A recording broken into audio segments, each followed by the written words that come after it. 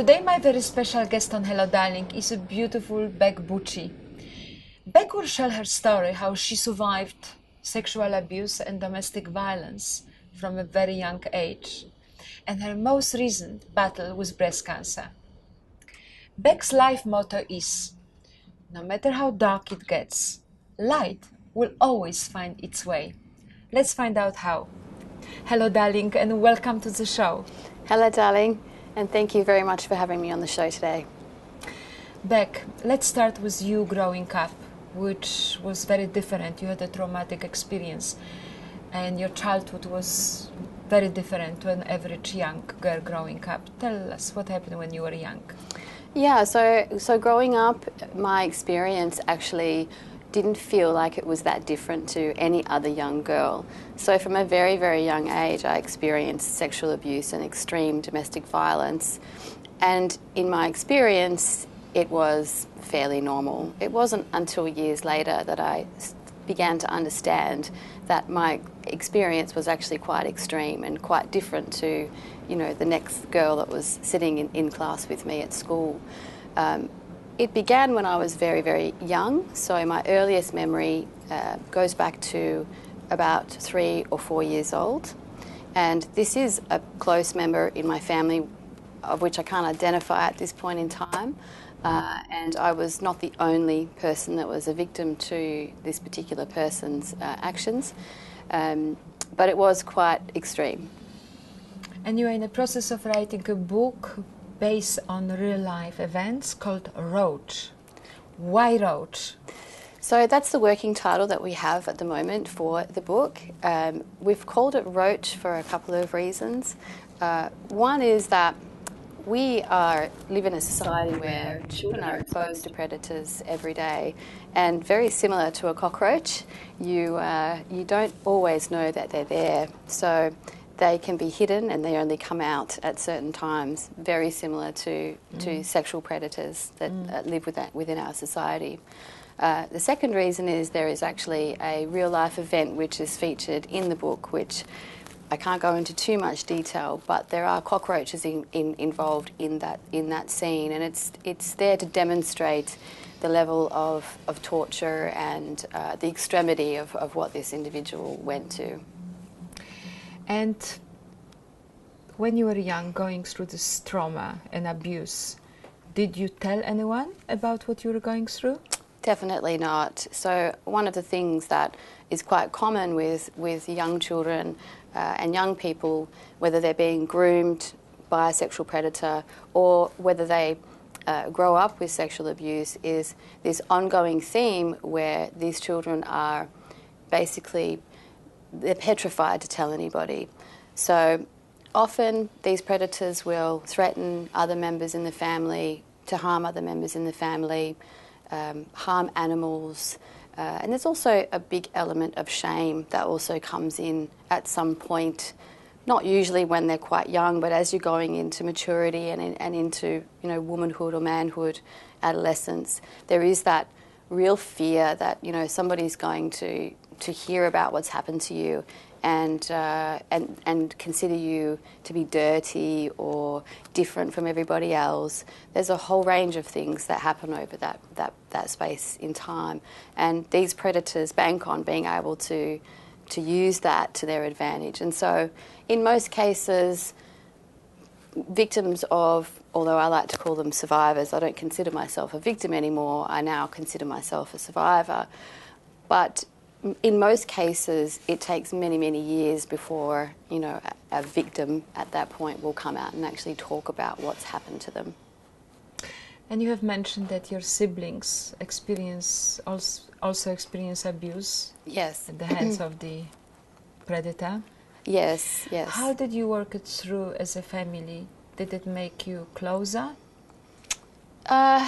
I would love to say that in some aspects it's definitely made us closer, and then in some aspects it actually makes the relationship more difficult, because depending on the dynamics of what's happened, it can be quite painful to see those people again and spend time with those people, because that brings back memories, triggers things that you may not have thought about for a long period of time. So the after effects of sexual abuse and, of course, domestic violence tend to go on for many years.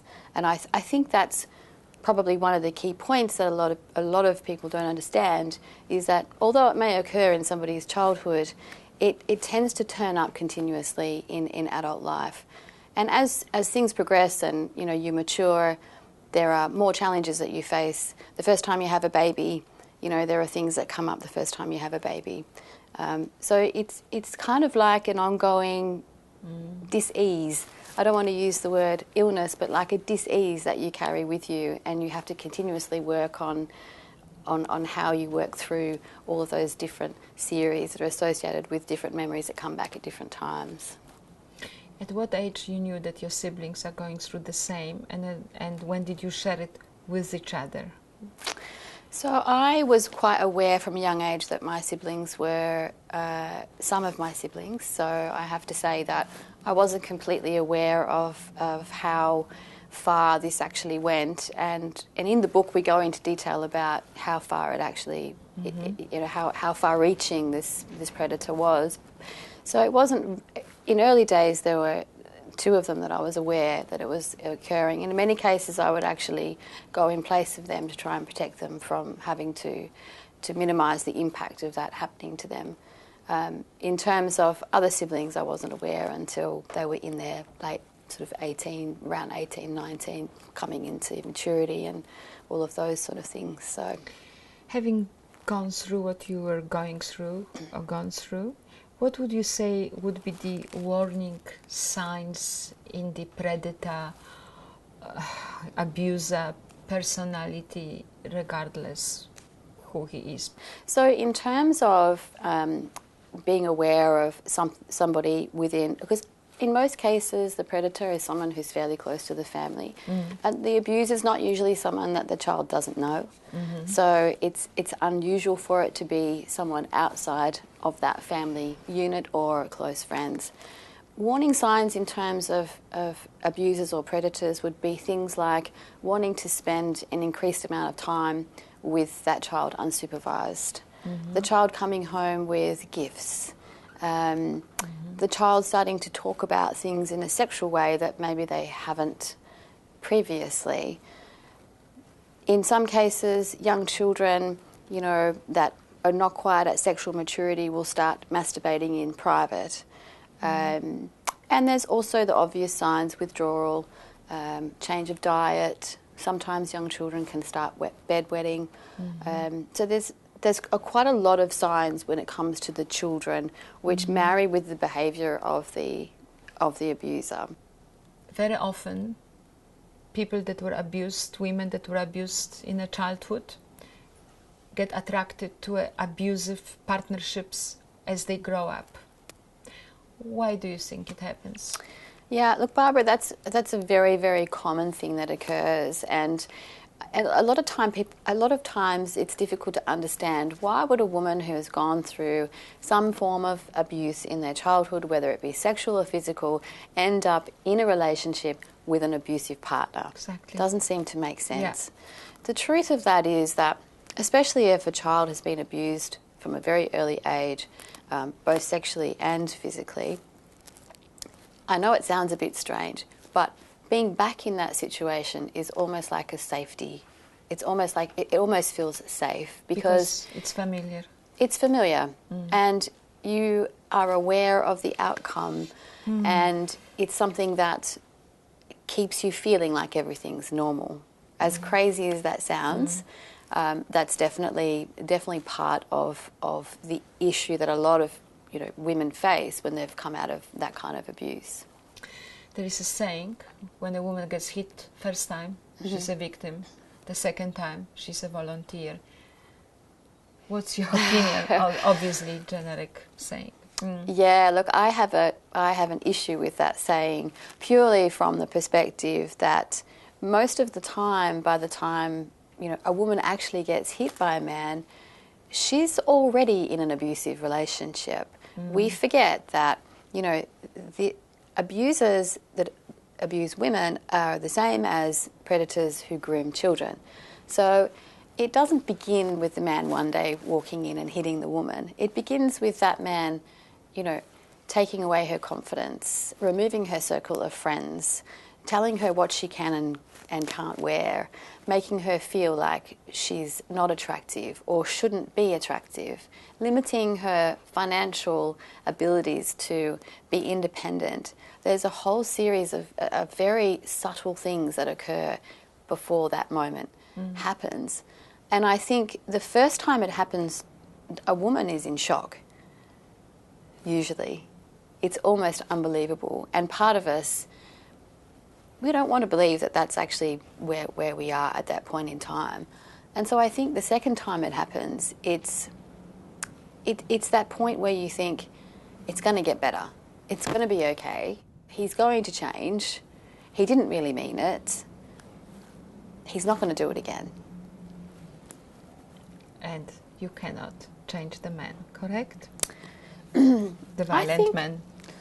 I am an absolute advocate for, I think there's a lot of women out there who are, very vocal about domestic violence, and they absolutely tear men down who have been aggressive. I'm not advocating violence against women or any type of abuse. However, I still believe that these men need help as much as our women do. I don't think it's impossible for some of these men to rehabilitate themselves. Of course, there's a high percentage of men who probably can't, but I think that if we're going to really tackle the issue of domestic violence and abuse against women, we need to acknowledge that, it has to be a balanced approach. Having gone through what you have, are you able ever to shake it off and leave it behind? How do you move on? And do you move on? I know you do, but tell our viewers how.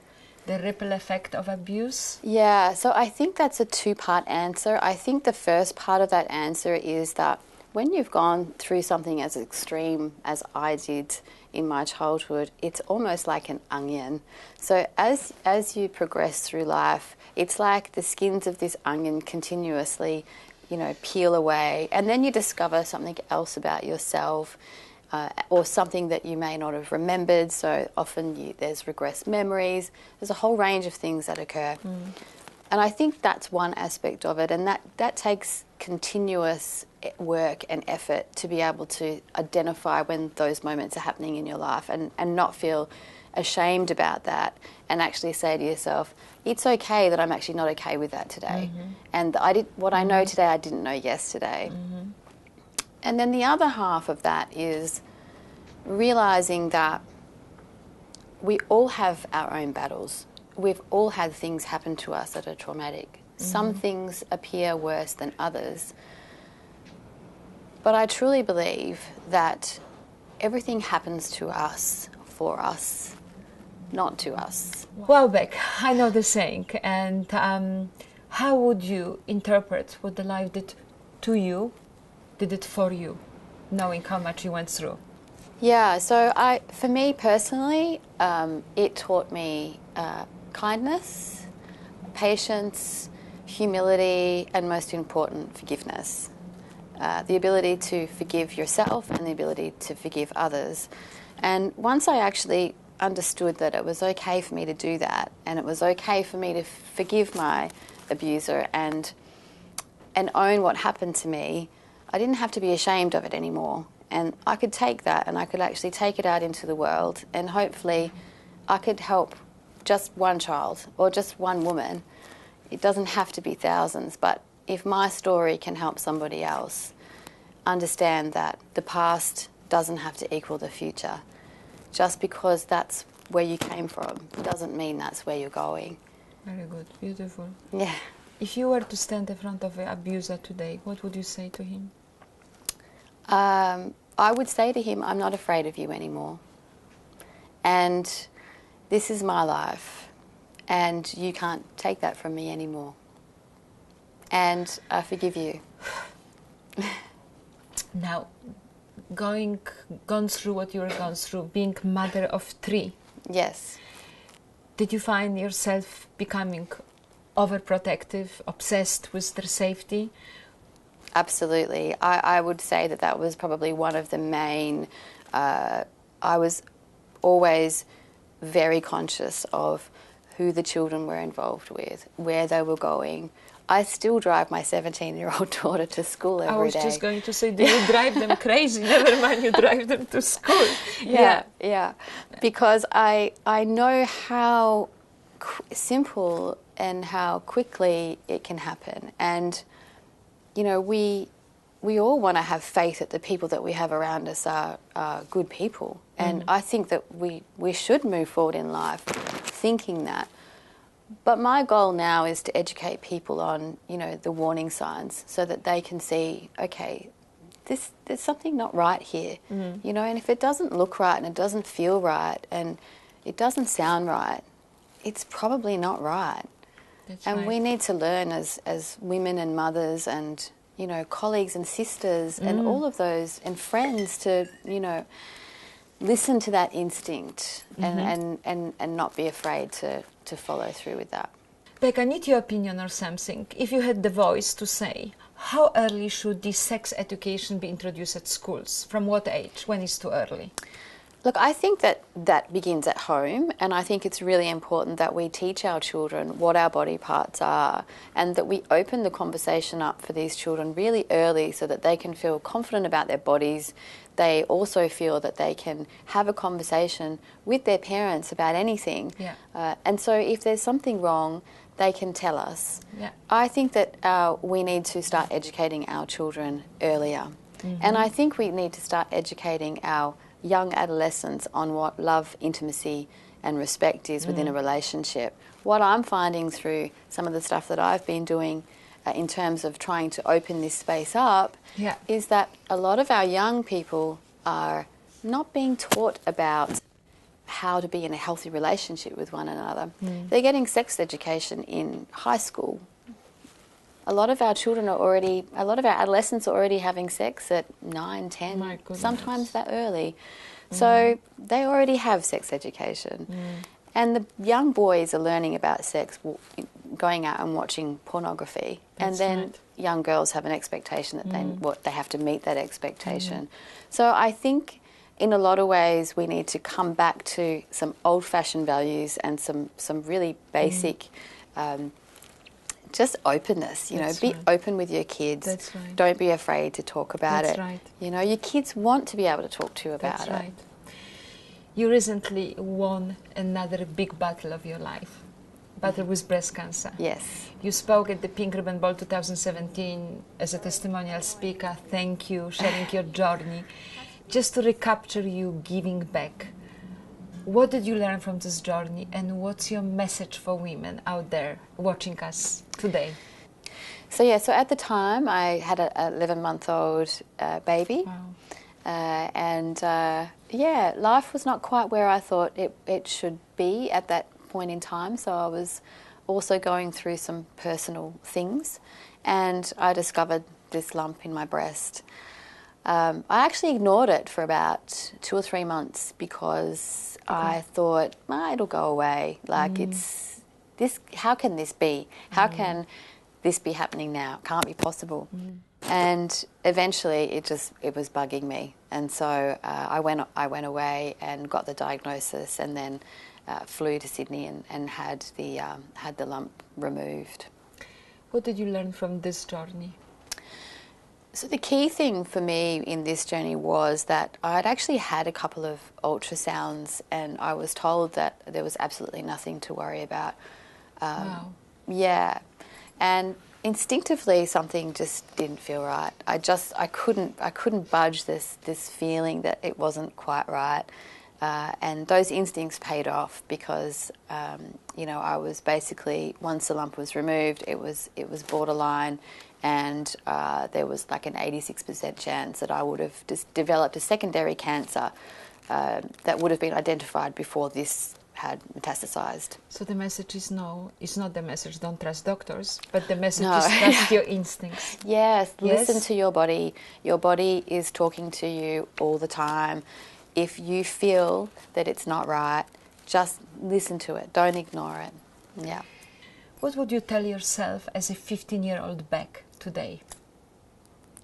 I would look back and I would tell her that, number one, she's beautiful, because she didn't think she was very beautiful back then. Number two, that everything is going to be okay, and that all of these things that are happening to you right now are not the end, but at some point will be the beginning. What's your message to some young people watching us today that might be going through a horrible experience and feel like they have nobody to turn to or are afraid to talk? Short message to them? Yeah, like that's really important. Talk to your parents. Your parents love you. You might think that they don't want to hear what you've got to say, but trust in your parents and talk to them and be open. If you don't have that available to you, talk to your friends or talk to your counsellor at school or pick up the phone and call Lifeline. But talk to somebody, because you don't have to do this on your own. Bec, darling, if you had a magic wand, what would you wish for? Oh gosh. I would wish that our society could be free from these kind of tragedies. Roach-free society. Yeah, yes, a roach-free society, exactly. Bec, thank you for joining me, and thank you for joining Hello Darling and sharing your story. Thank you so much for having me, and I'm so honoured and so blessed to be given the opportunity to share this with you, and I really appreciate it. Thank you. Thank you. Thank you for watching Hello Darling, and thank you to our sponsor, Thai Airways International, for their support.